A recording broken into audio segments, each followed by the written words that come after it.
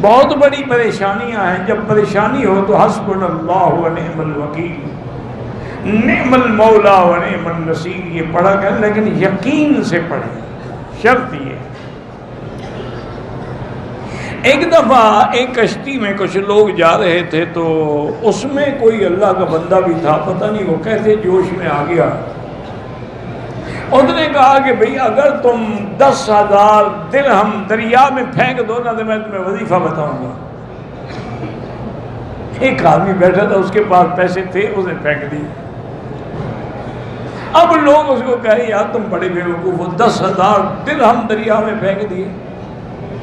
انہوں نے کہا میں اپنے پھینکے ہیں، تمہارے تو نہیں پھینکے ہیں. تو اس نے وظیفہ بتایا کہ اللہ کے قرآن کی جو آیت ہے وَمَن يَتَّقِ اللَّهَ يَجْعَل لَّهُ مَخْرَجًا وَيَرْزُقْهُ مِنْ حَيْثُ لَا يَحْتَسِبُ وَمَن يَتَوَكَّلْ عَلَى اللَّهِ فَهُوَ حَسْبُهُ. ہر مشکل میں یہ پڑھا کرو، اللہ تیری مشکلات حل کر دے. اللہ کی شان ہے کہ کشتی ٹوٹ گئی. اب وہ آدمی ایک پھٹے پہ اکیلا بیٹھا ہے اور یہی آیت پڑھ رہا. کشتی کنارے لگ گئی، وہ بچ گیا.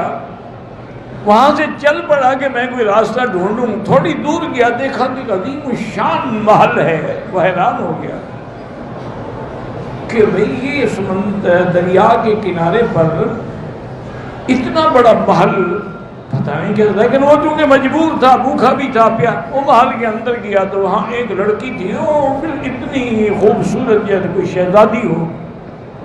وہ دیکھ کے حیران ہو گئی. اس نے کہا تم کون ہو؟ اس نے کہا میں تو خود بھٹکا ہوا آدمی ہوں. ایسی کشتی ٹوٹ گئی، ایسے میں بچ گیا. گھر دیکھا تو میں پانی پینے کے لیے، کھانا کھانے کے لیے آ گئی. اور نے کہا دیکھو بات سنو، میں واقعتاً ایک بہت بڑے امیر آدمی کی بیٹی ہوں. مجھے ایک شیطان جن نے وہاں سے اٹھا کے یہاں رکھا ہوا ہے اور میں اس کے قبضے میں ہوں. میرے ساتھ وہ جماع تو نہیں کرتا لیکن باقی سب کچھ کرتا ہے. اور یہ محل بھی اس کا ہے اور یہ موتی جواہرات جو دیکھ رہے ہیں یہ بھی سب اس کے. اور ابھی وہ آنے والا ہے، اس کے آنے سے پہلے تم نکل جاؤ ورنہ تمہیں مار ڈالے گا. وہ کہتی ہیں کہ ہم ابھی ایسی باتیں کر رہے تھے کہ اندھیرا ہو گیا محل میں. اور کہا دیکھو بدبخت شیطان آ گیا ہے، تم اب بھی بھاگ جاؤ. اتنی دیر میں شیطان ظاہر ہو گیا. اس نے کہا اچھا تم میرے محل میں میری اجازت کے بغیر اندر آئے ہو. اس نے یہی آیت پڑھنی شروع کی وَمَن يَتَّقِ اللَّهَ يَجْعَل لَّهُ مَخْرَجًا.